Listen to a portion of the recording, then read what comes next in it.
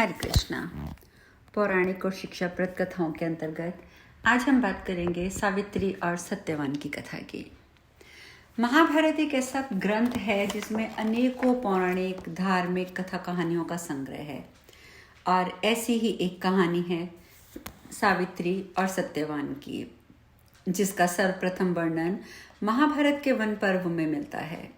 जब वन में गए युधिष्ठिर मार्कंडेय मुनि से पूछते हैं कि क्या कोई अन्य नारी भी द्रौपदी के जैसे पतिव्रता हुई है, जो पैदा तो राजकुल में हुई है पर पति धर्म निभाने के लिए जंगल जंगल भटक रही है। तब मार्कंडेय मुनि युधिष्ठिर को कहते हैं कि पहले भी सावित्री नाम की एक नारी इससे भी कठिन पति धर्म का पालन कर चुकी है। और तब मार्कंडेय मुनि युधिष्ठिर महाराज को ये कथा सुनाते हैं। कहते हैं मध्य प्रदेश के अश्वपति नाम का एक बहुत ही बड़ा धार्मिक राजा था, जिसकी पुत्री का नाम था सावित्री। और सावित्री जब विवाह के योग्य हो गई तब महाराज उसके विवाह के लिए भी चिंतित होने लगे। उन्होंने सावित्री से कहा, बेटी अब तो विवाह के योग्य हो गई है, इसलिए स्वयं ही अपने योग्य वर चुनकर उससे विवाह कर ले। धर्मशास्त्र में ऐसी आज्ञा है कि विवाह योग्य हो जाने पर जो पिता कन्यादान नहीं करता वह पिता निंदनीय होता है। ऋतुकाल में जो स्त्री से समागम नहीं करता वह पति निंदा का पात्र है। पति के मर जाने पर उस विधवा माता का जो पालन नहीं करता वह पुत्र निंदनीय है। तब सावित्री शीघ्र ही वर की खोज करने के लिए चल दी। वह राजऋषियों के रमणीय तपोवन में गई। कुछ दिन तक वह वर की तलाश में इधर उधर घूमती रही। एक दिन मद्रराज अश्वपति अपनी सभा में बैठे हुए देवर्षि से बातें कर रहे थे। उसी समय मंत्रियों के सहित सावित्री समस्त जगह घूमकर वापस लौटी।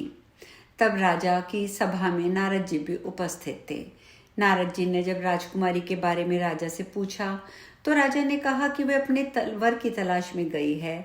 और जब राजकुमारी दरबार पहुंची तो राजा ने उससे वर के चुनाव के बारे में पूछा और उन्होंने बताया कि शाल्व देश के राजा का पुत्र जो जंगल में पढ़े लिखे हैं उन्हें वे पति के रूप में स्वीकार करना चाहती है। उनका नाम सत्यवान है।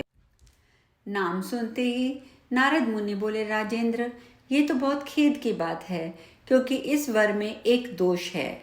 और जब राजा ने पूछा कि वो दोष क्या है तो उन्होंने कहा कि जो वर सावित्री ने चुना है उसकी आयु बहुत कम है। अब सिर्फ 1 वर्ष के बाद वह मरने वाला है। उसके बाद वह अपना देह त्याग देगा। तब सावित्री ने कहा, पिताजी कन्यादान एक ही बार किया जाता है, जिसे मैंने एक बार वर्ण कर लिया है मैं उसी से विवाह करूंगी, आप उसे कन्यादान कर दें। उसके बाद सावित्री के द्वारा चुने हुए उस वर सत्यवान के साथ धूमधाम से पूरे विधि विधान के साथ राजा ने अपनी पुत्री का विवाह कर दिया। सत्यवान व सावित्री के विवाह को बहुत समय बीत गया। सत्यवान का जब मरने वाला था वो दिन भी बहुत जल्दी करीब आ पहुंचा। सावित्री एक एक दिन गिनती रहती थी। उसके दिल में नारद जी का वचन सदा ही बना रहता था। जब उसने देखा कि अब इन्हें चौथे दिन मरना है, उसने 3 दिन व्रत धारण किया। जब सत्यवान जंगल में लकड़ी काटने गया तो सावित्री ने उससे कहा कि मैं भी साथ चलूंगी। तब सत्यवान ने कहा सावित्री से कि तुम व्रत के कारण कमजोर हो गई हो, जंगल का रास्ता तो बहुत कठिन है, परेशानियों से भरा है, इसलिए तुम मत चलो, तुम यहीं रहो। लेकिन सावित्री नहीं मानी। उसने जिद पकड़ ली और सत्यवान के साथ वो जंगल की ओर चल दी। सत्यवान जब लकड़ी काटने लगा तो अचानक उसकी तबीयत बिगड़ने लगी। तब सावित्री से वह बोला कि मैं अस्वस्थ महसूस कर रहा हूँ। सावित्री मुझ में यहाँ बैठने की भी हिम्मत नहीं है। तब सावित्री ने सत्यवान का सिर अपनी गोद में रख लिया। फिर वह नारद जी की बातों को याद करके दिन व समय का विचार करने लगी। इतने में ही उसने देखा कि वहाँ एक बहुत भयानक पुरुष आ गया है, जिसके हाथ में पाश था और वे यमराज थे। उन्होंने सावित्री से कहा, तू पतिव्रता स्त्री है, इसलिए मैं तुझसे संभाषण कर लूंगा। सावित्री ने कहा, आप कौन हैं? तब यमराज ने कहा, मैं यमराज हूँ। इसके बाद यमराज सत्यवान के शरीर में से प्राण निकालकर उसे पाश में बांधकर दक्षिण दिशा की ओर चल दिए। सावित्री बोली, मेरे पति देव को जहाँ भी ले जाया जाएगा मैं भी वहीं जाऊंगी। तब यमराज ने उसे समझाते हुए कहा कि मैं उसके प्राण नहीं लौटा सकता, इसलिए और तुम वहां जा नहीं सकती जहां ये जा रहा है। उससे तो अच्छा है कि तुम मुझसे मन चाहा वरदान मांग लो। तब सावित्री ने के वर में अपने श्वशुर की आंखें मांग ली। यमराज ने कहा, तथास्तु, लेकिन फिर भी वो उनके पीछे पीछे चलने लगी।